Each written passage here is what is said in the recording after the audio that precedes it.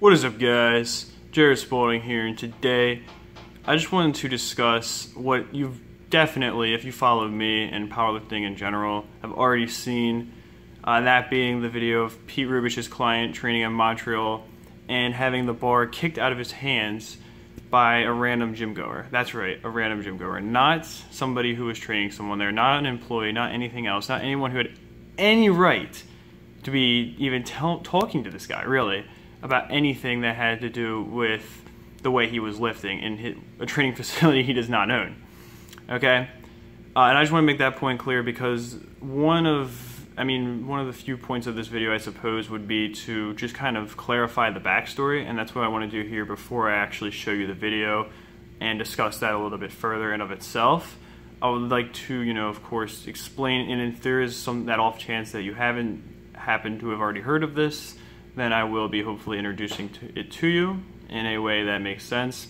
But anyway, basically, alright, so Pete Rubish, if you don't know who he is, then I guess I'll start there. He's just a very, very well-known, renowned powerlifter, somebody specifically known for his deadlift, and obviously as a very, very gifted powerlifter, he trains people. And one of the people he trained happened to be lifting at a facility known as BuzzFit Gym in Montreal, Canada. And what was happening initially, and this is, mind you, from the description of Pete Rubish's video, not from like some random comments on Instagram or some crap. Apparently there had been a few problems with gym staff in the past, for the past couple weeks in fact, between, his client and I guess just maybe employees, maybe the gym owner or whatever, telling him that he was deadlifting too loudly. So this was not a new issue. He was already told before you had to deadlift quieter, you had to drop the weight quieter, or the alternative being, I guess, to drop the weight on mats. And you'll see in this video, that's why the dude is actually deadlifting on mats. He was told by gym staff to put the weight down on the mats, or as they would call it, dropping the weight, I'm sure, even though he really wasn't. But anyway, yeah, so he's lifting on these mats. So at this point, it seems like the issue is resolved. He's lifting on the mats he's been asked to, and during this video, no gym employee seems to even be present, because if they were, then hopefully they would do something about the situation. But, yeah, there's no issue, to me at least. Now, I suppose, I don't know if this guy was trying to record or whatever himself, but some other gym goer didn't quite agree that the situation was resolved. Now, I am pretty sorry for this very low quality editing right here. I'm literally just recording my screen and trying to talk over a video. But just something I want to kind of point out that was interesting to me initially was you see this dude, the only dude walking in the gym, the one that creates the problem, right? He walks from around the corner in the gym. Like, how is this noise so loud in a gym full of people, well, not full, but a gym with people in it training, that it's like bothering you this much or you're this angry? Clearly this dude, I don't know if it's from trend that isn't working or whatever, but clearly this dude already had an issue before he even came up to this person, and it's just, this was like the thing he needed to be able to get his anger out or something, right? So I'll turn up the volume here so you can kind of hear what ensues, and then I'll talk about it a little bit afterwards, because this is just ridiculous.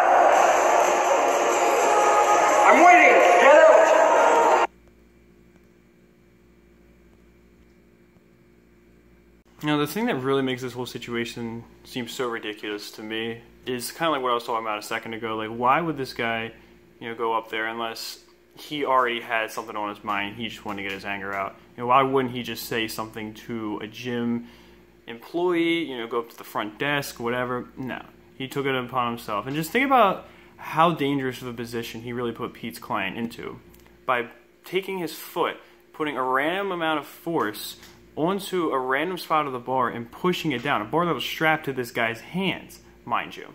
Okay, this guy's pulling a weight that's relatively heavy for him based on the speed, and does not need any more weight added to that for him, you know, even 20 pounds, let alone however much amount of force this was during a very vulnerable position of a very dangerous lift. I mean, it is a deadlift, right? It is in of itself a very high injury causing lift in a dangerous position where he's trying to pull the weight from the ground.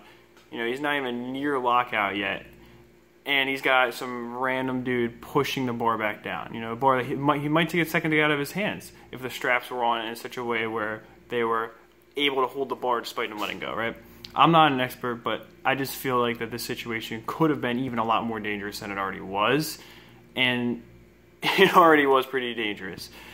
So, yeah, this guy obviously not thinking about what he's doing, whatever. That's not really that relevant, more of just kind of my own observation. And then also, though, you have the fact that he's then attacking the guy and kicking him out.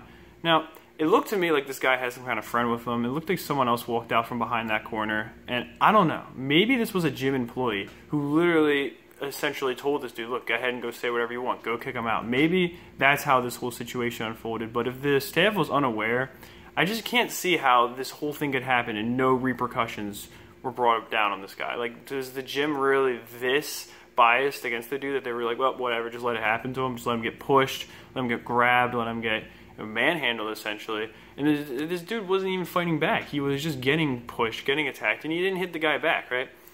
I'm just trying to imagine, like, let's say, instead of being Pete's client, what if this was Pete who was deadlifting, let's say a few years ago? So not the Pete today, but, you know, we're talking about the Rage Pete. I'm just trying to imagine how this video would have unfolded if this guy had tried that crap on him. But of course, if he saw Pete, you know, pulling 7-8 plates for reps, obviously it'd be different. He'd pick a different target, because that's the kind of dickhead that this dude is. He's a bully. I mean, clearly, right? He thinks he owns the gym. He acts like he does, kicks people out, accuses this guy of ego lifting, which, I mean, how? He's putting the weight down at a very, very reasonable speed. He's not driving the weight on every rep. He's not doing touch and go. He's doing dead stop, so there's really no problem whatsoever the way this guy's lifting. And I guess, like I said, this was not really even that relevant, because I'm just talking about basically how much of a dickhead this guy really is, which you guys already know.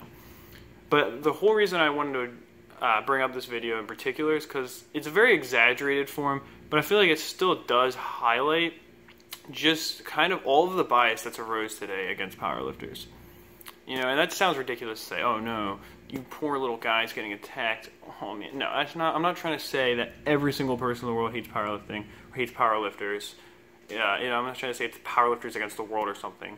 But there are a lot of people in the fitness, or I don't know, the whatever community that do have a stigma against powerlifting. They do see it as something that's almost grotesque. You know, they think that it's just ridiculous or whatever. And I just think that it's important to recognize the fact that to a gym owner, a powerlifter is the worst kind of client you can get, unless you specifically have a powerlifting, you know, hardcore gym.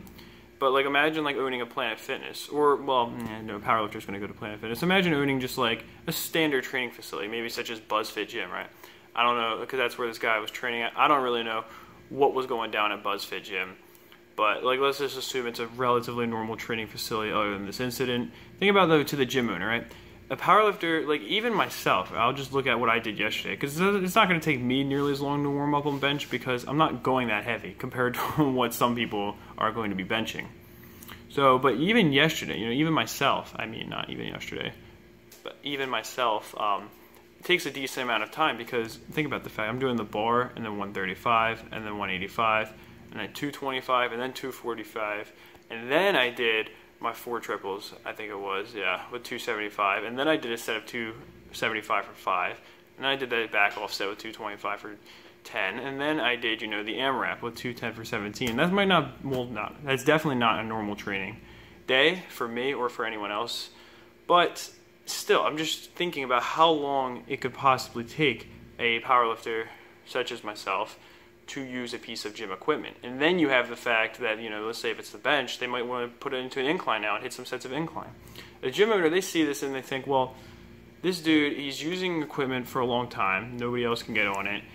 He's here at the gym for hours. You know, he's grunting, whatever. Gym owners, they don't like powerlifters generally. They really don't. I mean, it really takes a special kind of person to be able to create a training facility that nurtures all forms of fitness. I really do think it's nearly impossible. And most people what they see is these powerlifters, they see him as almost like a buffet owner sees that guy that goes in, eats himself, completely full, sleeps for a few hours, and then eats again. That's what they see a powerlifter as. They see it as a loss of money, or at least a loss of potential money, that with another client they could make more. Because the experienced powerlifter with an online coach, he's not going to be getting training from that gym.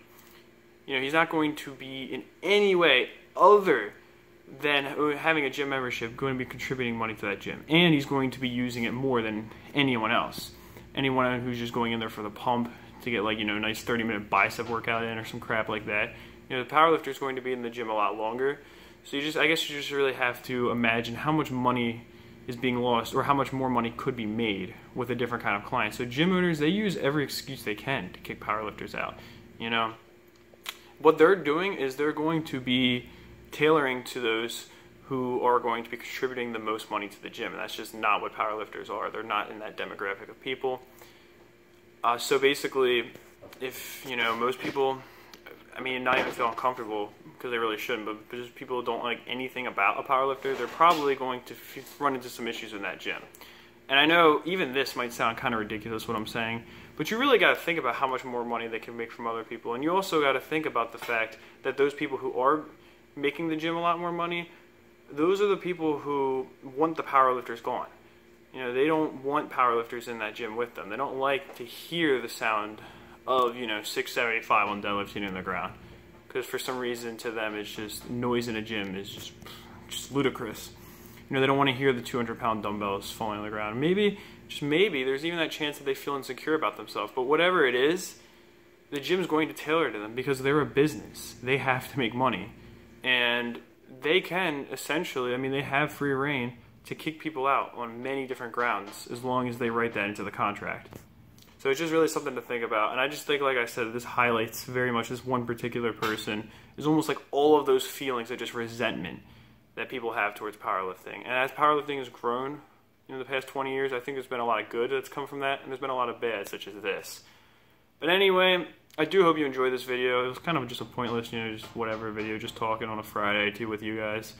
And just feel free to let me know what you think about it in the comment section below about this whole situation. Contribute your thoughts on it. Any information I left out, please do mention, because of course that's very pertinent. And yeah, basically that's just it. Just wanted to give you guys something to think about. Peace.